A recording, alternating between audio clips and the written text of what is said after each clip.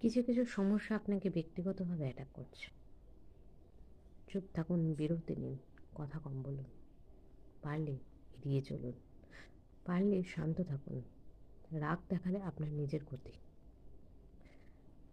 বিশ্বাস বাড়ান নিজের ওপর। তাদেরকে এড়িয়ে যাওয়াই আপনার কাছে বুদ্ধিমানের কাজ হবে। কারণ যারা আপনাকে শান্তিতে থাকতে দেবে না, তাদের কথার উত্তর দেবেন না, প্রশ্নের উত্তর দেবেন না, জবাবদিহি করতে যাবেন না।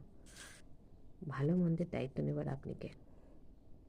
আপনার ভালোটা আপনাকে বুঝতে হবে, কোনটা সঠিক কোনটা মন্দ আপনার জন্য।